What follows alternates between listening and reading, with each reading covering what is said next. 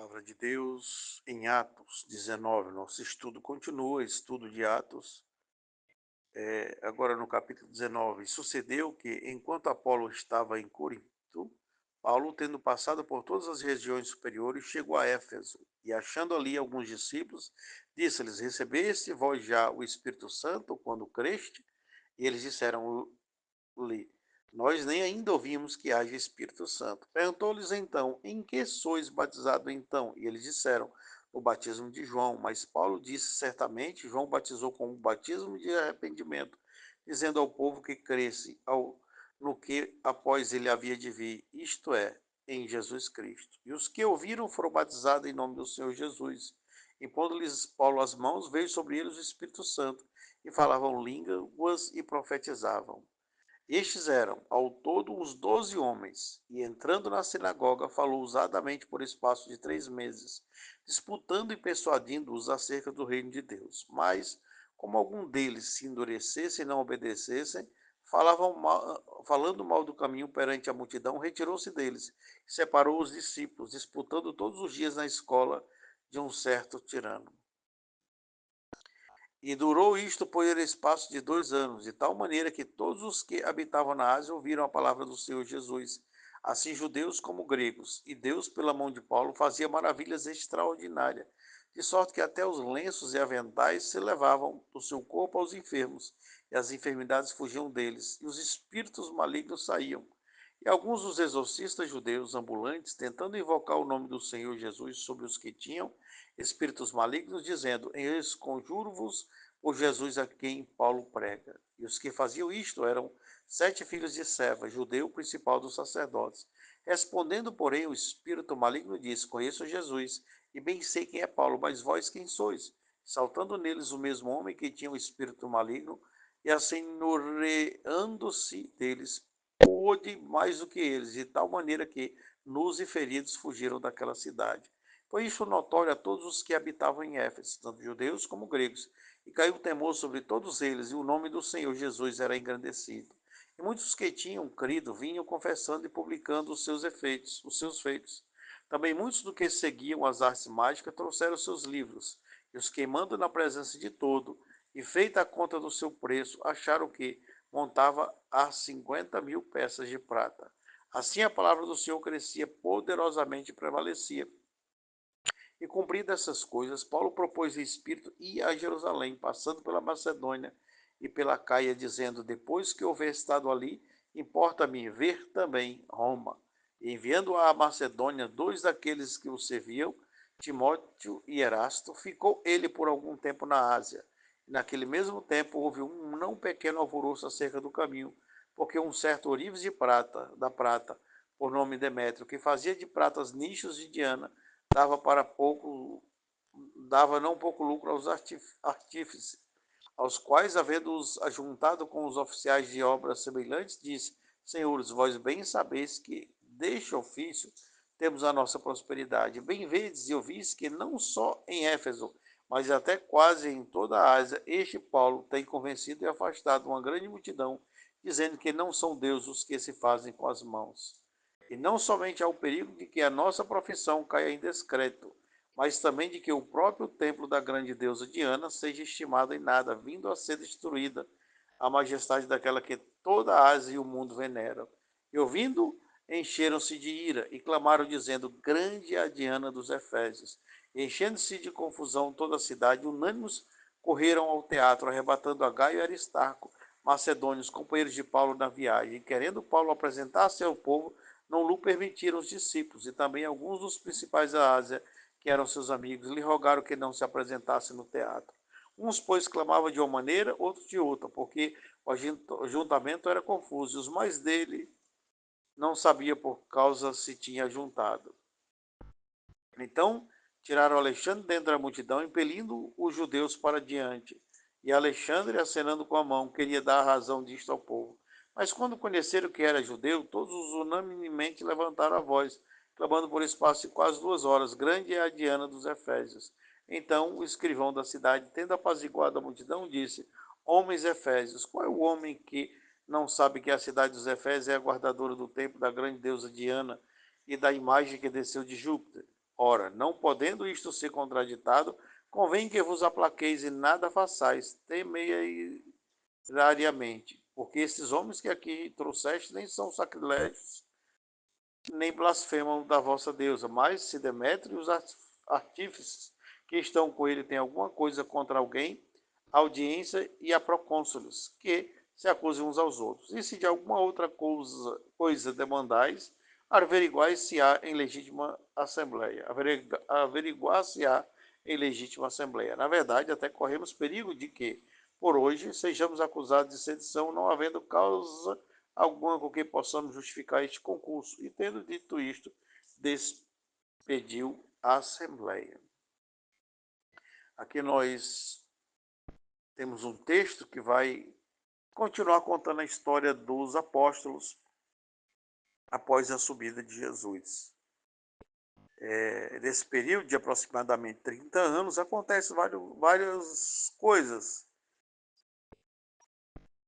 E em 28 capítulos, Lucas resume a história para que alguns pontos principais, para que se tenha uma ideia de como foi o início da igreja.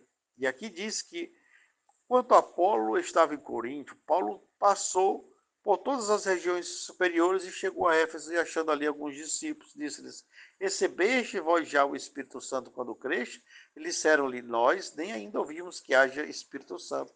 Perguntou-lhe então: em que sois batizados então? E eles disseram: no batismo de João. Mas Paulo disse: certamente João batizou com o batismo de arrependimento, dizendo ao povo que crescem no que após ele havia de vir, isto é, em Jesus Cristo. E os que ouviram foram batizados em nome do Senhor Jesus. E pondo-lhes Paulo as mãos, veio sobre eles o Espírito Santo e falavam línguas e profetizavam. Aqui é uma situação muito interessante que traz um conhecimento muito bom a respeito da fé. Paulo ele está passeando por várias cidades e chega a Éfeso. E chega em Éfeso e encontra alguns discípulos. E veja que esses discípulos eles eram reflexo ainda do pregar do Evangelho de João. Claro que pregar o Evangelho de João, o João prega um Evangelho ali, uma mensagem de arrependimento, na verdade, e essa mensagem ela se espalha. Nós estamos vendo aqui que a mensagem de João não foi em vão. A Bíblia diz que a palavra de Deus não volta vazia para Deus. Então a mensagem que João pregou no deserto, ela se espalhou e chegou em Éfeso. Claro que ela já chega em Éfeso, talvez com algum conhecimento ali a respeito de Jesus. A pessoa às vezes recebeu o batismo de João e conheceu a Jesus ou conheceu os ensinos de Jesus e achava que poderia seguir assim. Aqui nós vamos ver a importância dos rituais cristãos, que é batismo, Santa Ceia, e que são poucos. Mas aqui Paulo faz uma pergunta se ele já tinha recebido o Espírito Santo quando creste. Veja que essa pergunta ela é muito atual porque existe uma briga teológica, entre uma divisão teológica também, entre arminianos e calvinistas. Os evangélicos no Brasil são basicamente divididos nesses dois grupos.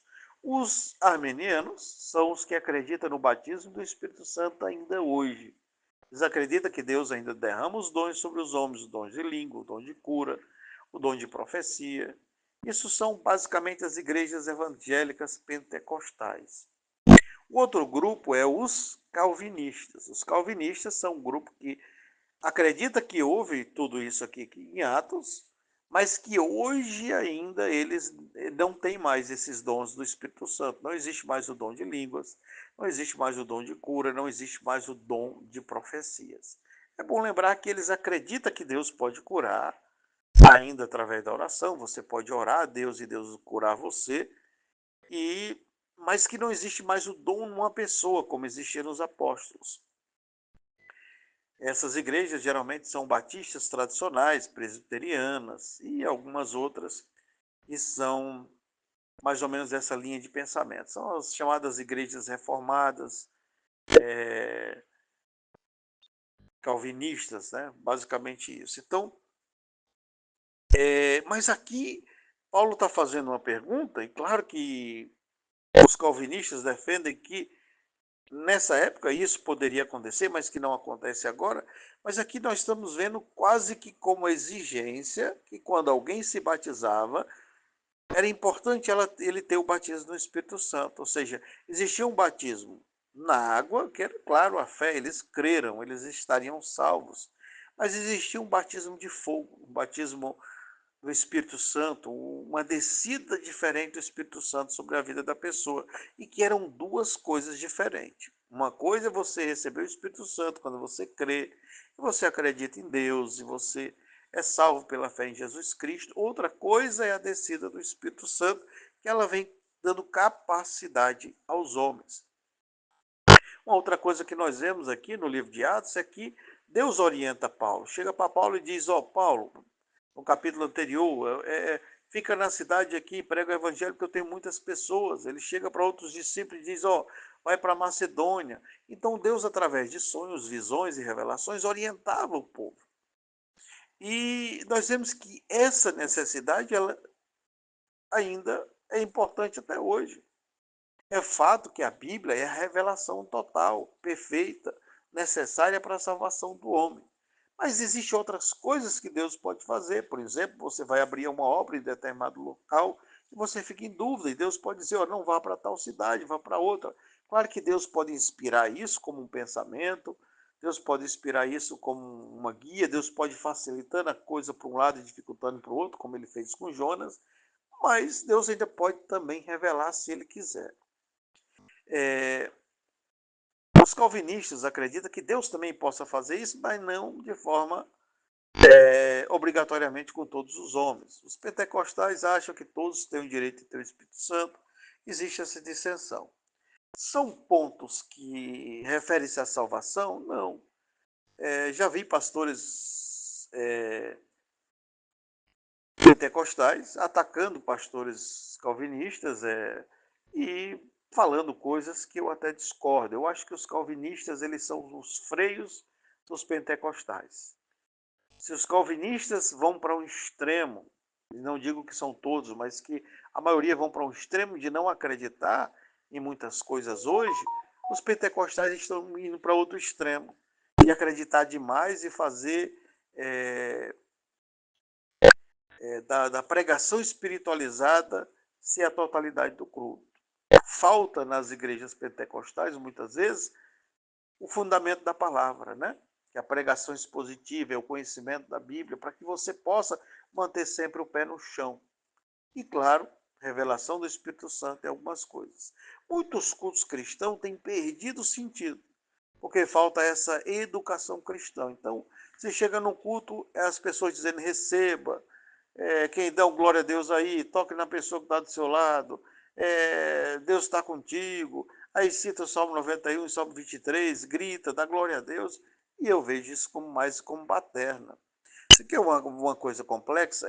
Durante o culto, as pessoas começam a glorificar o nome de Deus ao ponto de atrapalhar a mensagem bíblica. Veja, o Espírito Santo não iria atrapalhar a mensagem, porque a mensagem é a principal coisa do culto. Então, quando você vê uma coisa que atrapalha a mensagem, de Deus não pode ser, tem que ser humana ou de origem pior. Então, glorificar a Deus você pode, baixinho, acreditar, mas cuidado com o extremismo.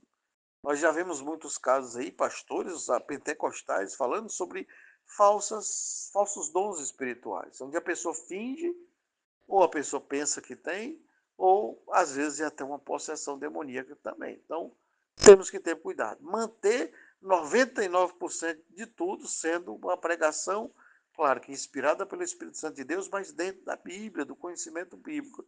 E aí sim, se o Espírito Santo quiser, ele pode fazer maravilhas, ele pode revelar, ele pode fazer o que quiser. Mas, lembrando que a maior parte do culto deve ser concentrado na palavra de Deus. Quando era criança, eu conhecia a Bíblia, aos 10 anos de idade, li e eu sou feliz na Bíblia. 99% das respostas que Deus me dá é na Bíblia, puramente na Bíblia. Posso dizer que 2 vezes na minha vida alguém me entregou a mensagem que bateu, a maioria foi furada, a maioria foi profetada, mesmo da boca das pessoas. A gente tem que ter cuidado porque as pessoas espiritualizam tudo, dizem: oh, eu tenho uma mensagem de Deus aqui para vocês, sempre é coisas boas.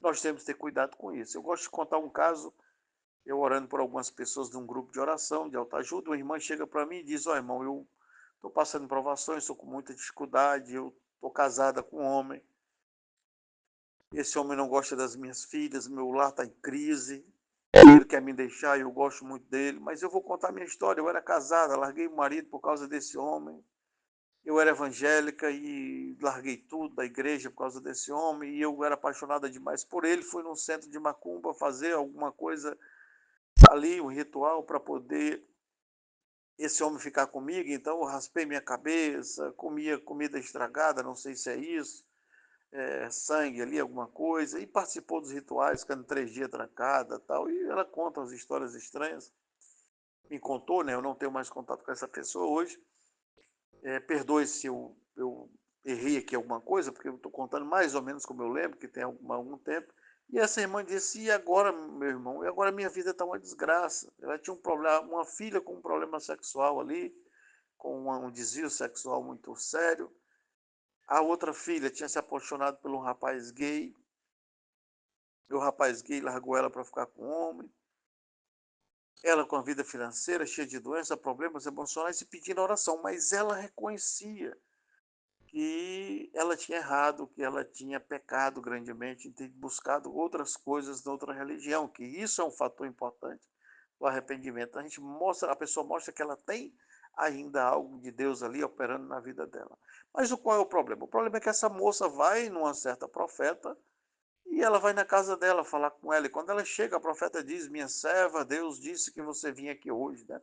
E é tremendo. Deus revelar que uma pessoa vem ali. Só que ela pergunta: Deus falou o que para mim? Ela diz: Não, Deus disse que você resolva a sua vida. Eu achei muito pouco a palavra, né? Para Deus revelar que ela ia lá e dizer só isso. E detalhe, chama ela de minha serva, né? Sem corrigir o pecado dela, sem orientar ela para reconciliação. Geralmente são coisas que vem elogios, tipo minha serva, minha protegida, e muda a voz. Isso é meio perigoso.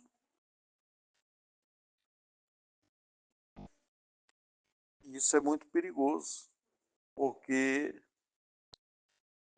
é, Deus foi capaz de revelar para ela que ela era uma serva, que ela ia fazer acontecer na vida dela, mas não foi capaz de revelar a fraqueza dela, ou seja, a própria irmã tinha consciência da fraqueza e ficou desconfiada. E eu falei, irmã, isso não é de Deus, como é que Deus vai falar contigo, te fazer promessas e falar contigo face a face, sendo que tua vida não está alinhada com Deus? O grande problema é que entra o orgulho humano, a pessoa se sente bem em ouvir alguém falando com a voz mudada, minha serva, e aquilo enche o ego da pessoa, porque, poxa, o próprio Deus falando com a pessoa, né? Que importância, né, que não dá para a pessoa. Isso é de desconfiar. Então temos que ter cuidado com isso. Mas aqui nós vemos Paulo é, preocupado porque algumas pessoas não tinham recebido o Espírito Santo. E veja que a partir do momento que eles batizam em um nome de Jesus, aqui é um pouco complexo, porque parece que quem era batizado com o batismo de João tinha que ser batizado com o batismo de Jesus, em um nome de Jesus, e receber o Espírito Santo após a imposição de mãos à oração ou pela pregação da palavra, como nós vimos no centurião, né? E os que ouviram foram batizados em nome do Senhor Jesus, e pondo-lhes Paulo as mãos, veio sobre eles o Espírito Santo e falava línguas e profetizava. Veja duas características fortes, né?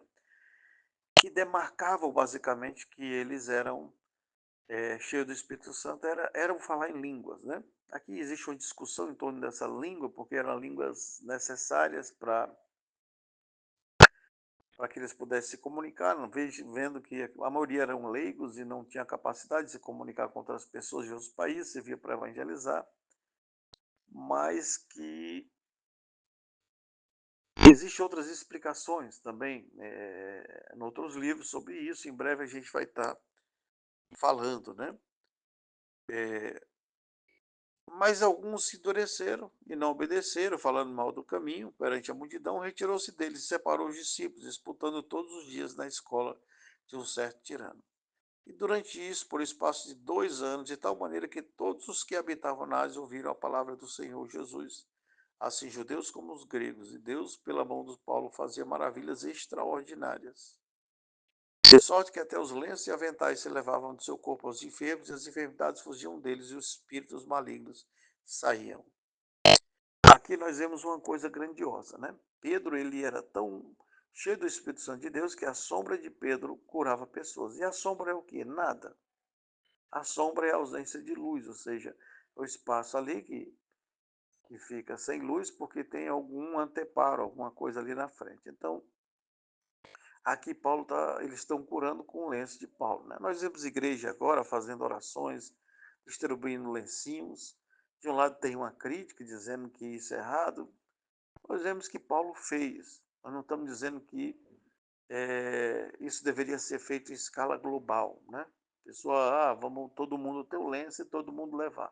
Não sei, mas também existem coisas na Bíblia que parecem estranhas. Por exemplo, Jesus vai curar um cego e ele cospe no chão e faz lodo e passa no olho da pessoa, faz alguma coisa até que aparentemente é nojenta, mas que eu acho a coisa mais estranha que alguém já curou alguém que eu vi foi com saliva feito lama. Mas Jesus fez. Então, nós vemos o sal jogado pelo profeta, eu acho que Eliseu, para curar o rio lá, que estava com as águas amargas. Nós vemos o cajado, o bordão de Moisés, nós vimos isso. Então, quando nós lançarmos críticas sobre alguma coisa, a gente deve ter um cuidado, né? Estão dando rosa ungida ali, estão ungindo isso e aquilo. Temos que ter cuidado, né? Porque muitas vezes misturam idolatria com as coisas do Espírito Santo, mas temos que entender que às vezes tinha coisas que eram necessárias por questões de comunicação. Paulo não podia entrar em todos os lugares. E nós vemos aqui um caso de demônios sendo expulsos e pessoas curadas através de o lenço do Paulo, que ele mandava, né? As pessoas acham que essas coisas são só simbólicas, eu não acho, eu acho que é a força de Deus operando nos objetos mesmo. Por exemplo, os ossos de Eliseu é um sinal de que, mesmo depois de morto, aquela unção ainda curava pessoas. Eu acredito nisso, mas não de forma que glorifique o homem, né? A gente vê aí, certa vez entrei na igreja e tinha um homem lá que sentou numa cadeira e queria que alguém tocasse ele e jogasse moedas nele para ser curado. Claro que eu não fiz isso. Aí já entra o fator do dinheiro, o cara como que num trono ali, sendo todo poderoso, que ia ser tocado como uma idolatria, uma imagem de idolatria. Não, não tem sentido isso, né? Então, temos que ter cuidado com os extremos. Existiu, pode ser que exista de novo, então tome cuidado com o que você vai fazer. Mas o fato é que a fé e a interunção de Deus cura e transforma, né? Se uma coisa lhe curou, e essa coisa também lhe levou aos pés de Deus, ele levou à santificação, com certeza essa coisa é de Deus, né? Satanás não vai levar a sua vida para o despertar da fé e da destruição.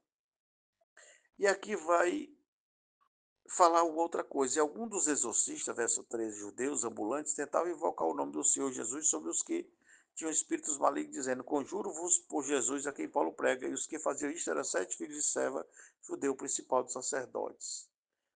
Veja que aqui vai ter uma cena interessante, que é porque judeus, parentes de sacerdotes aqui,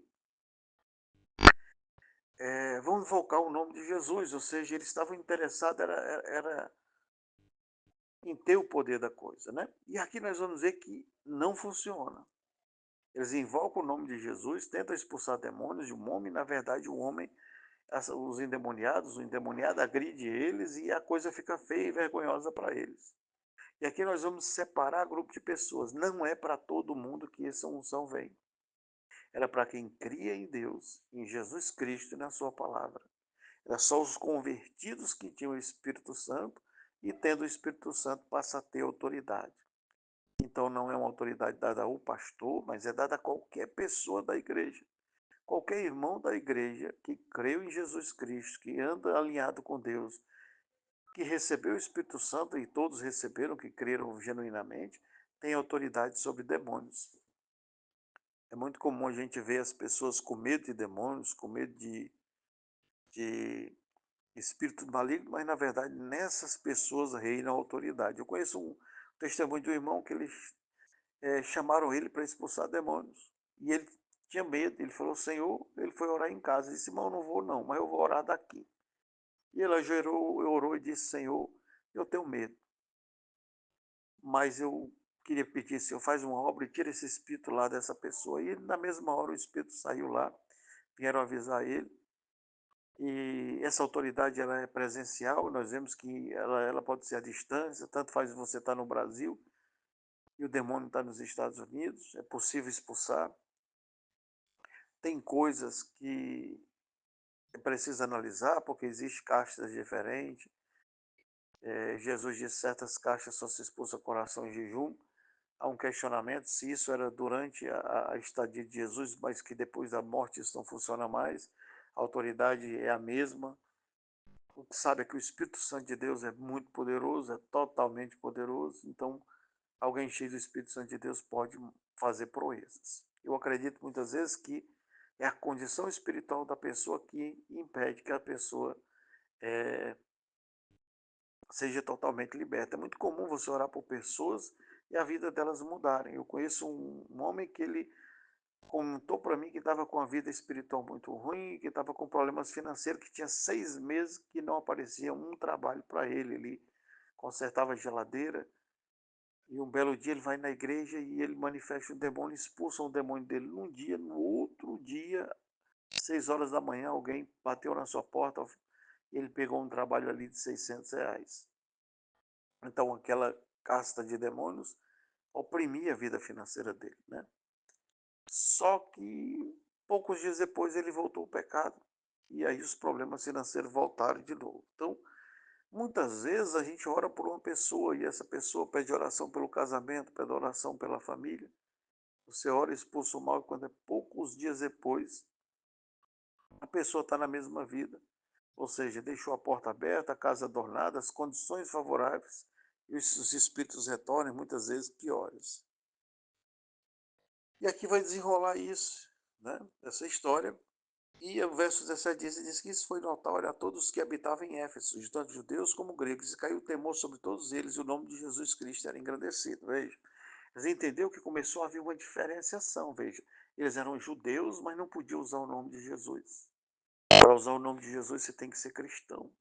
Passa a ser um direito. A autoridade que estava sobre Jesus passa a estar sobre a vida de quem crê em Jesus. Essa autoridade, a pessoa é reinvestida, revestida dessa autoridade pelo Espírito Santo de Deus. E aqui diz que muitos acreditavam, né? No verso 19, e alguns seguiam artes mágicas, trouxeram seus livros e queimaram na presença de todos, e feita a conta do seu preço, acharam que montava a 50.000 peças de prata. Ou seja, muitas pessoas ali naquele país, naquelas cidades gregas, elas eram místicas, tinham artes mágicas, tanto arte de enganação, como também a questão espiritual ali, o ocultismo, e essas pessoas se convertiam e queimavam seus livros que estavam apegados aos seus livros de fé anterior, né? Isso é importante. Aqui já chega a casa de milhão ou milhões, aqui avaliando o valor da prata que eles queimavam de livros, ou seja, eram livros valiosos, mas que eles faziam questão de queimar, porque eles negavam a fé anterior. Assim a palavra do Senhor crescia poderosamente e prevalecia. E aqui no verso 21 diz que, cumpridas essas coisas, Paulo propôs o Espírito ir a Jerusalém, passando pela Macedônia e pela Caia, dizendo, depois que houver estado ali, importa a mim também ir a Roma. E enviando a Macedônia dois daqueles que o serviram, Timóteo e Erasto, ficou ele por algum tempo na Ásia. E naquele mesmo tempo houve um não pequeno alvoroço acerca do caminho. Aqui vai contar o caso de alguns ourives, pessoas que faziam imagens de esculturas, pessoas que faziam trabalhos para o templo. E essas pessoas começaram a ficar incomodadas pelo seguinte: Paulo estava pregando o evangelho, as pessoas estavam se convertendo e estavam aprendendo que idolatria era pecado, então não podia ter mais imagem, não podia mais Deus ser representado por nada. E o que que acontecia? As pessoas convertidas não compravam mais essas coisas, desses ourives, não faziam mais isso, e eles começaram a ter prejuízo financeiro. Imagine que todas as pessoas do Brasil começassem a se convertessem, ia diminuir o número de velas compradas, de imagens, né? Então, quem fabrica essas coisas começa a se sentir prejudicado, que foi o caso aqui. Então, eles tentaram jogar mais uma vez, né, o Estado, que era o país Roma, né, que comandava ali, contra eh, os apóstolos, os discípulos ali, né? Se adorava a deusa Diana, dos Efésios, da Efésios, e aí houve esse alvoroço, né? E ouvindo, encheram-se de ira, verso 28, e clamaram dizendo, grande é a Diana dos Efésios. E encheu-se de confusão toda a cidade, unânimes correram ao teatro arrebatado a Gaio e Aristarco, macedônios, companheiros de Paulo para a viagem. Veja que eles estavam unidos para o mal, né?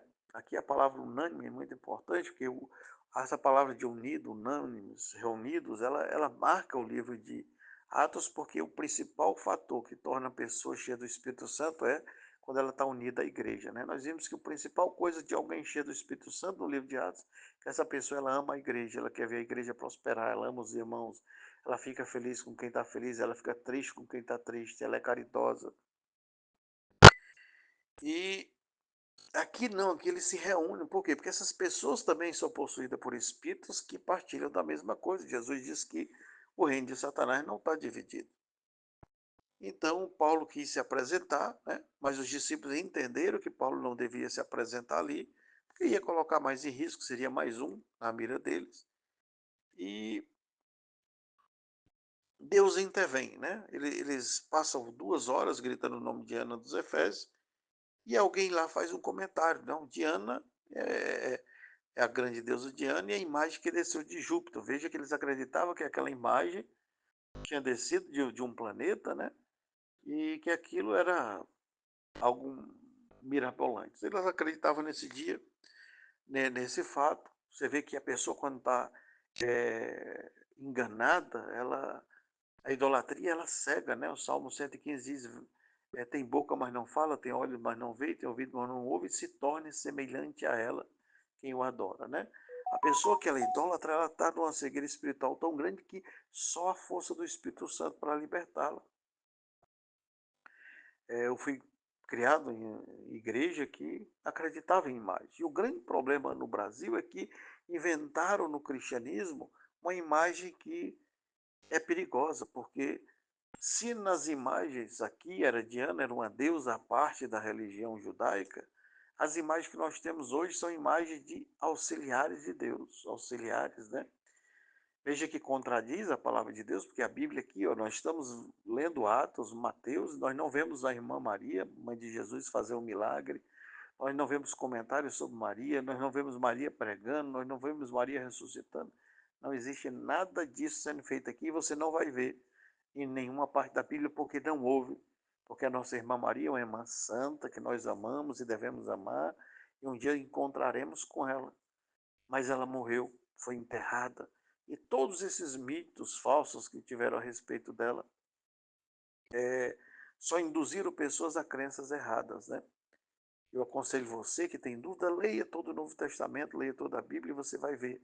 Não existe menção a discípulo, não existe menção a irmã, nossa amada irmã Maria, não existe menção a ninguém, porque só quem a Bíblia glorifica é o Pai, o Filho e o Espírito Santo. Aí você vai entender que se você acredita em purgatório, você nega Cristo, porque o purgatório é uma outra condição de salvação, então não existe outra. A Bíblia diz que não existe nenhum outro nome em que possamos ser salvos. Então, se eu acredito que eu posso salvar através das obras do purgatório, eu estou negando a Cristo. E isso é demoníaco. Então, não existe purgatório, não existe santos que após a morte faz milagre. Não, eles fizeram milagres aqui em vida, porque eles estavam cheios do Espírito Santo de Deus. Depois de mortos, seus corpos se deterioraram e um dia serão ressuscitados. E nós um dia encontraremos a nossa amada irmã Maria e vai ser uma alegria na glória de Deus. E a idolatria é um pecado gravíssimo que cega as pessoas. Então nós aprendemos aqui um pouquinho dessa história, nós demos salto, porque tem alguns versículos que nós podíamos resumir com comentários, a explicação deles todos, não precisamos ler parte por parte, já que fizemos a leitura completa. Você pode ler em casa, você pode orar, você pode pedir a direção de Deus.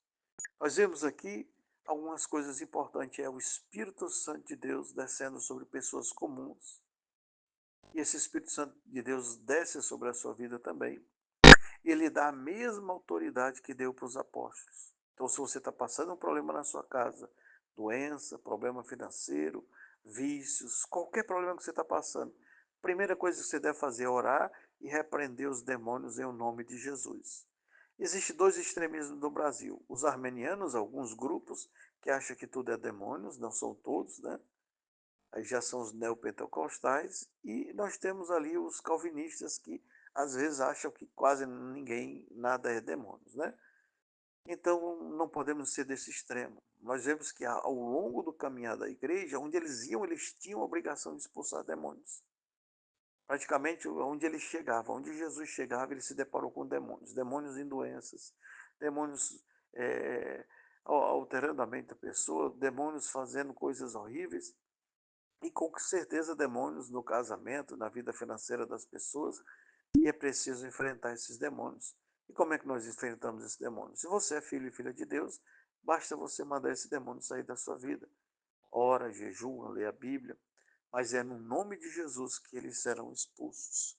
Uma outra coisa que nós vemos é que o poder de Deus ele é tão grande que ele é capaz de impregnar um lenço, ao ponto de um lenço que não fala, que não ordena, expulsar demônios só porque ele foi tocado e uma autoridade foi transferida para ele.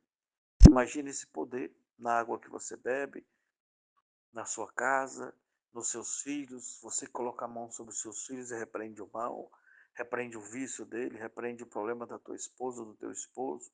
É importante você exercer essa autoridade espiritual, porque esse Espírito Santo que ungia coisas para poder ser usadas por Deus, e Deus provando até que o nada, que era a sombra de Pedro, que não é, que era o nada, até o nada, com a unção de Deus se torna alguma coisa. E o lenço de Paulo não era diferente.